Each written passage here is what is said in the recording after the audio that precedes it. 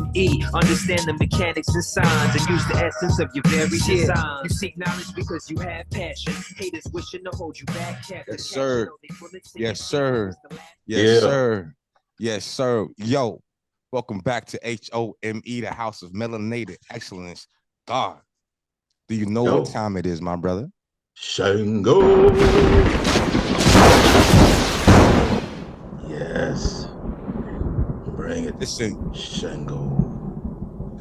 Never before on H.O.M.E have we went this route. Oh, yeah. It's a reason why this is one of the most sensitive topics that we have in our community, in our culture. So to help us do this, we got the one and only Sara Lena, the coach here. She's a mother. She's a wife. I'm proud to be both of those all day long. She's an educator. She's an author of the book From Bad Bitch to Goddess. So please give a warm welcome to the lovely Sara Lena. Welcome. Thank you. I'm honored to be here. We're honored to have you. Definitely. How you doing, sis? What's good? How you doing over there? I'm doing well. I'm so excited to speak to you all today. I really am. When I saw the title or just the name of your platform, Home of Melanated Excellence, I was like, oh, I have to be a part of this. I am very passionate about melanated people, melanated excellence when it comes to family, education, when it comes to finances, health, everything about it. Just so I really love that you all have a platform that is for excellence when it comes to our people, because a lot of people, their platforms, they talk about what they talk about, but it's not really geared towards something that is for the progression of our own. And I really appreciate and respect this. So thank you so much for having me be a part of this today. Wow. Well, the feeling is definitely mutual. And like I said, it's just home is a place where the warriors come to relax, rejuvenate, and be replenished from the work that they put in out there in this world. And you a sister, but from watching your work, you also a warrior. So this is really your time to be rejuvenated and reminded of that of the mission that you're on, and to know that hey, you're not by yourself. Even though I know you got a nice following, but you're not by yourself, and you got some new brothers to rock out with you. So thanks for coming, and just kind of just break us down, like where did this love and this drive for your people come from? Like how was you raised? What was your home life like growing up? Was it teaching you these things or something that you kind of found on your own? Oh, wow. I know you're going to take it back that far. Okay. So upbringing. Honestly, my upbringing was not something that you would think would lead me to where I am today when it comes to my passion for my people. I grew up in a very confederate town, predominantly Caucasian school, Confederate flags all over the place. Even the melanated people wove those flags. Wow. Right? Yeah, seriously. Wow. And so, but luckily for me, I had an older sister. My older sister, she had me watching Malcolm X movies, Time to Kill, Serafina, stuff like that. And she always called me beautiful. Like that was literally what she called me. And she told me my skin was beautiful, my hair. She was an advocate for Black power back then, Wow. And my mom was too. So we had imagery in our home that showed Black excellence or melanated excellence. There were no pictures of blue-eyed Jesus Christ or anything. Wow. We didn't have that in our home. But my family was very religious. But it just wasn't the way that others were. So the way that worked out for me was being at school. I was one of the few melanated girls in the classes that I was in. There were the accelerated gifted and talented program. So I was always around Caucasian children. I never was around children that looked like me, but I never wanted to be like those children because of my upbringing, because of what I saw at home. So it was always very awkward for me because I didn't belong with them. I didn't feel like I got along with them very well, but I wasn't accepted by my own because they said, oh, you're trying to act like a white girl, or you're trying to think you're better than us. So like my upbringing was very awkward because I got a lot of praise for being smart and for being talented and for being the best at whatever it is I was doing.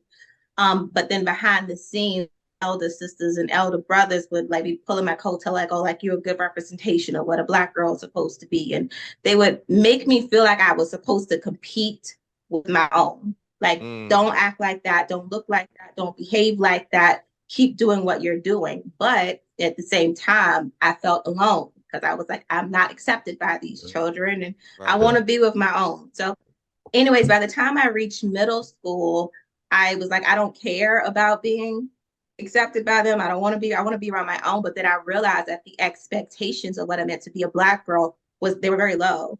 I was expected to just have an attitude. I was expected to have style, to be sexy, but to have an attitude, not put in a lot of effort.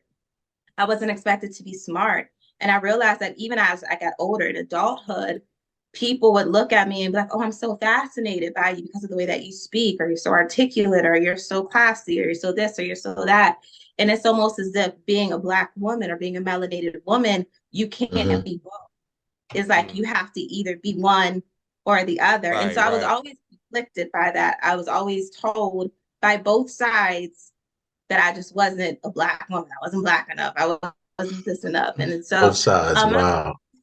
Yeah, my upbringing, it was really awkward.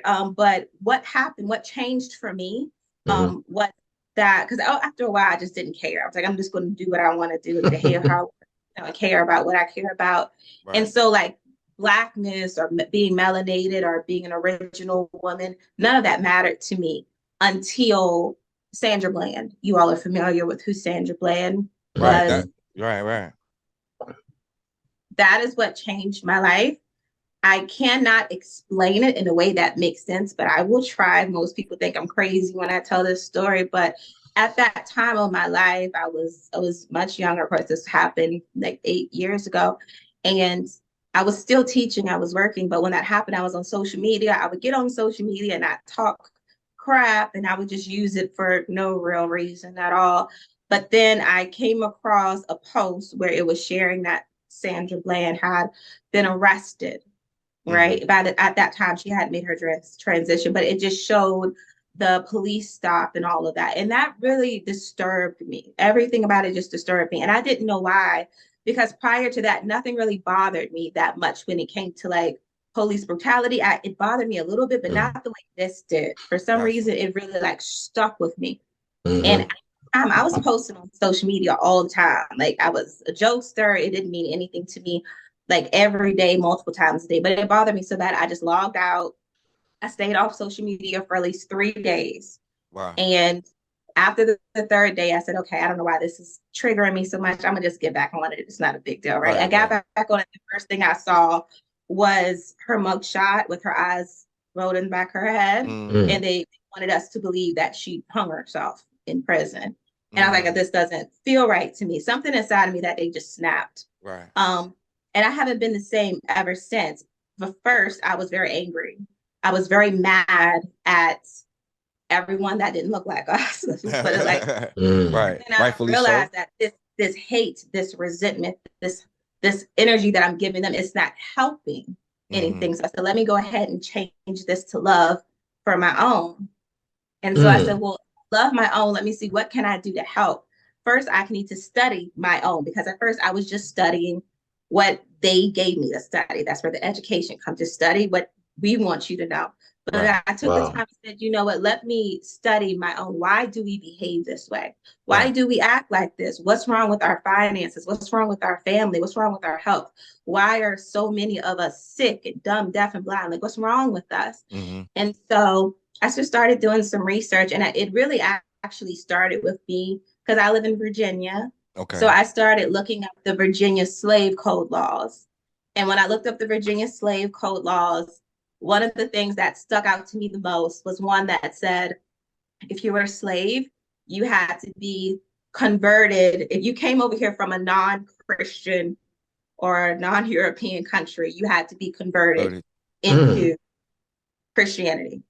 And so back, I was like, well, does converted mean what I think it means? Yeah. And so I went through and I did the history and did some research, and I was like, well, if we weren't Christians before, why were we? And so that led me to something else, and that led me to something else. And then I just kept doing the history. I kept studying. I end up changing my diet. The more I learned, the more my body just changed. So my body started rejecting certain foods, certain music. I didn't want to be around certain types of people. And so from that, like the passion just grew when it came to excellence, mind, body, soul, everything. So it really did start with the transition of Sandra Bland. I still to this day don't know what happened, but something about that situation just made something snap inside of me. And I woke up after that. I haven't been the same since. And I'm happy about it. I changed my hair. I was wearing all kinds of weaves and stuff before then. And everything changed. So, I like who I am today. Yeah. Man. Wow. That's beautiful. I mean, clap it up, because that takes courage to even go down that rabbit hole of unraveling this history of melanated people. And I'm kind of curious as to what stood out to you. I know you said you started with the Virginia slave codes, but as you started going back, like how far back did you go? And when did you kind of remember that eureka moment where like, yo, we are dope, like we are the shit, you know what I'm saying? Like when did you kind of come into that aha moment going through our history? Man, it's kind of hard to not have more aha moments. right. When you realize everything comes from us. Right. When you realize we influence everyone still to this day. True. When you realize the reason why they do so much to keep us down, to destroy our families, to destroy our men, destroy our women, the power that we have. So definitely I went as far back as I could go, as far as literature would allow me to go. And I'm pretty, there's a lot of stuff that isn't documented that we'll never really be able to understand.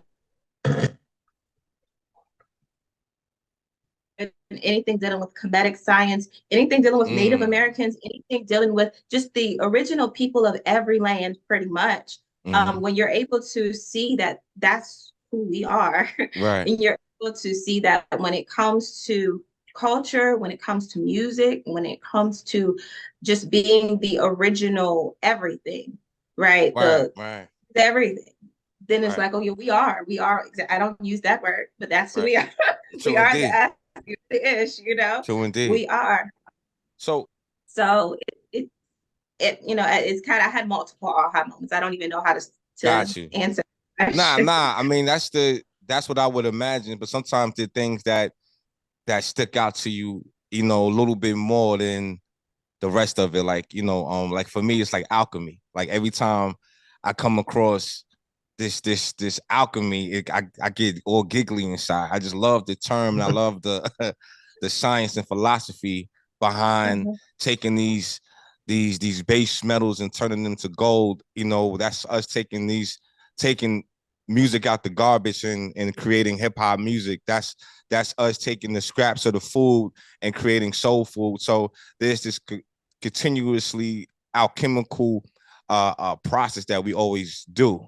And so with you, when you talk about the divine feminine, this was a very heavy study in our ancient culture. How would you describe the melanated perspective of this divine feminine or this feminine energy? What did our ancestors say about this divine feminine? Well, to start, it's just understanding that as the original woman, we are mothers of civilization, right? So when it comes to being that womb, that the creative space, that portal from one realm to another, that is the beginning. You know what I mean? And of course, we can't do anything without having you all, without receiving the male, but we still are that womb. So we birth nations, and then we are the first teachers. You all instill certain things into us, and then we teach that. The woman's mentality is what raises the children for generations after generation after generation. And so we are the first nurturers. We are the first ones that gave affection and compassion. That was us. You know, a lot Right, of us right. lost that along the way, but really it just goes back to just being the original woman, the mother of civilization. When we are able to embrace that role and acknowledge who we are, and not try to go by Eurocentric standards of beauty or Eurocentric standards, or even what it means to be feminine, just knowing that you are the first. That's who Yes. you are. It is within your role to be Mm. the teacher, to be the first nurturer, to be the woman that is saying, you know what, I want to raise you to be great. I want to raise you to understand who you are. I want to raise you to encourage you and uplift you so you know how creative you are. You know how spiritual you are. You know how powerful you are. Yes. And a lot of Yes. times we lost that and we're not instilling that into our children anymore. But when we recognize who we are, it comes easy. Like, no, my babies are gods, goddesses, kings, queens, whatever you want to refer to. That's what they are. Right, right. And That's don't right. let them know that we're gonna raise them that way, you know. Exactly. And so that's what it means to me to be. That's the melanated perspective of it. Now, other aspects of it, you know, you can bring in being more receptive or being vulnerable or being soft and gentle and sweet, and all of that is wonderful. And these are things that I teach. However, at the end of the day, a lot of it has to do with just bringing in that balance to the masculine and just embracing that role as what it Got you. means to mother, a nurturer, a giver of life. Okay. Mm. Man. Okay, you have something, God? No, go ahead, go ahead. Okay, you talking about bringing in that balance. Did you say balance of life? The balance to the masculine, Balance to the balancing out the masculine. masculine. Yes. Okay, all right. Well, that right there, that we say that, we say, oh, about balance, keeping balance, but that is something difficult, to really just comprehend. You know what I'm saying? It's not not 50-50 necessarily. You know what I'm saying?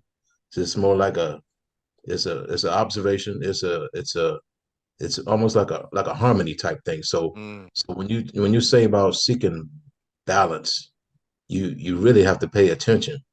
You know mm. what I'm saying? So I'm just, I guess I'm want to get, what are you looking to do?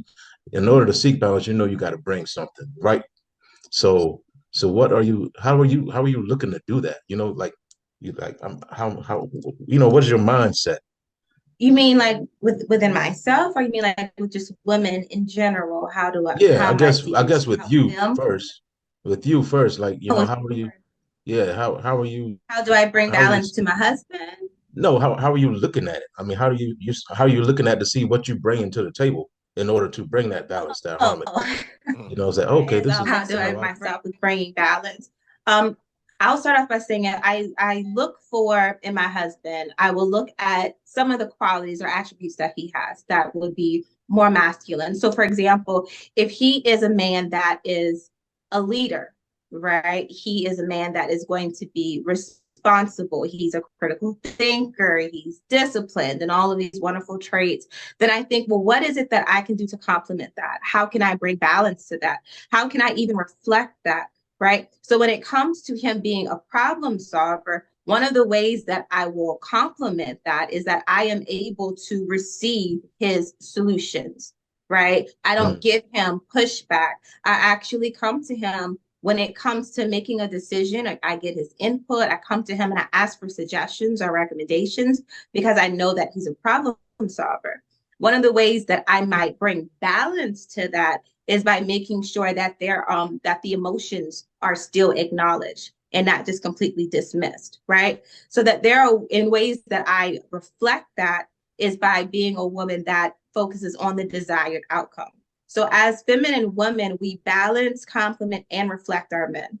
We do all of that. And so I don't just bring balance. When you bring balance, you make sure something is not too far to one side.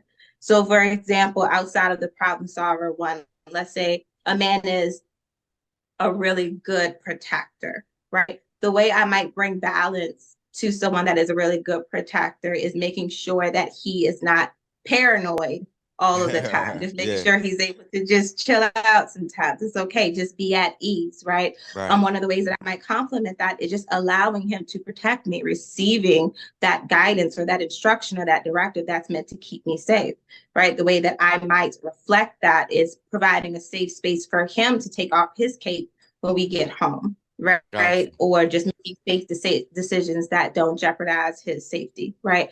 So it really just depends on what the trait is. Could we bring balance to people, not just based off of who they are in its entirety, but different attributes that they have.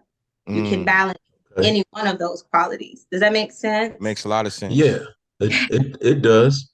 How do you see, because you know you say things like, you know, you bring balance, he's a problem solver, he's a protector. Not saying you can't be or have aspects of any of that. You know, you can, I'm sure you can have aspects of being a problem solver, or may be a problem solver yourself. Do you like what, cancel that out or turn it off and say, okay, I'm not going to be a problem solver, or because he's a problem solver right now, or are you going to say, I'm going to solve the two? You know, do you do that? Like, I can I problem solve. cooperate. I Okay. cooperate within the solution. I Okay. take whatever my role is, I contribute to whatever it is that is going to resolve the problem, right? Mm, And I keep in mind what the desired outcome is. So I'm just not giving pushback. I'm not being combative.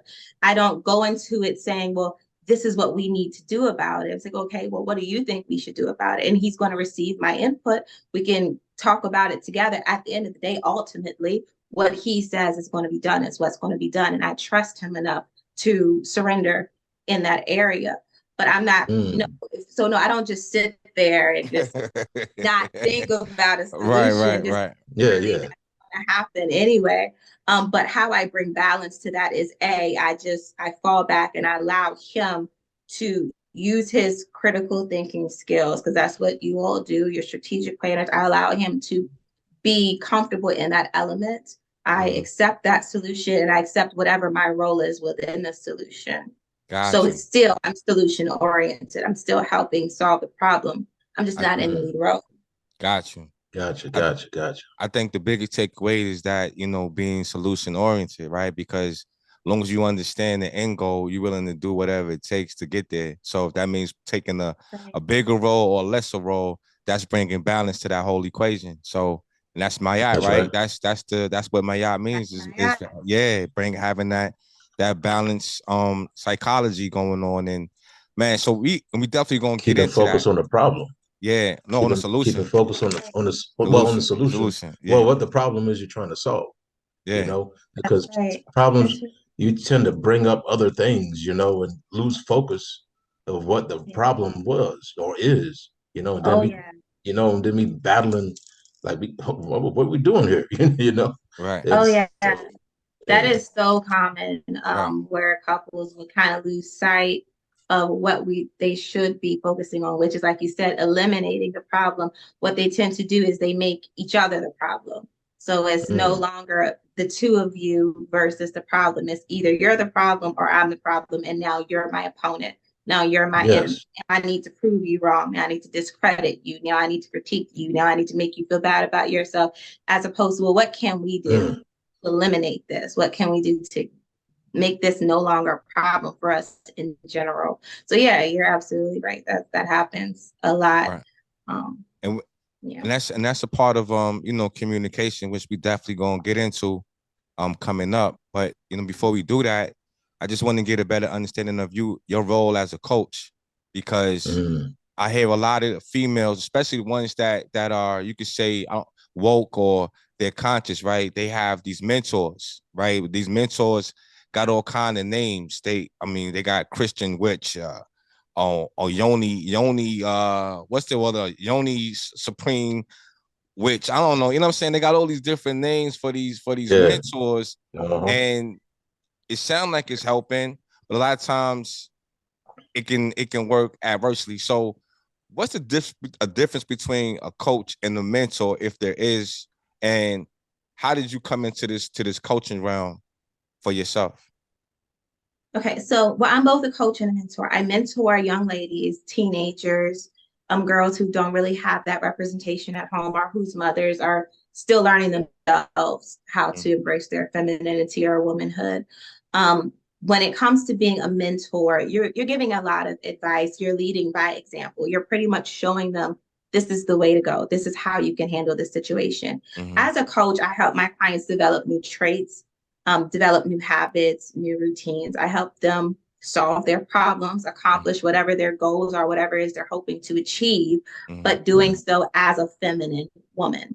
Right. So that is one of the differences. When it comes to coaching, it's the same way as like a fitness trainer. It's like you help them to develop new muscles and work different skills, and they just improve and they get better until they don't need you anymore. Right. I do the exact same thing, but it is for femininity, and I'm in relationship coaching as well. So most of the time it has something to do with being able to communicate, being able to understand their man better, being able to just know what it means to be a homemaker, what it means to be a wife, what it means to accept guidance. A lot of women really struggle with that nowadays, you know? So it's just being able to pretty much teach them and guide them and assist them when it comes to growing in those areas. Now, I don't know what would be the difference between myself and some of those other women. Probably, I don't have a fancy name. You know, I don't. No fancy names, huh? Okay. I'm just. I'll find you a fancy name. Wife, mother, and sometimes I'll mention that I'm a multi-entrepreneur only, so that women will know that you can do both. If you want to have it all, you can. You just have to be willing to have higher expectations of yourself as a woman, right? Now, as far as one of the things that started me on this journey as a feminine coach, I started off as a teacher. I'm an educator, and I was working with students, mostly quote unquote at-risk youth, which just means melanated children in a lot of urban areas or things like that. And I was doing my best to teach these children, help them obtain knowledge of self, teaching them things that I probably was not supposed to be teaching them.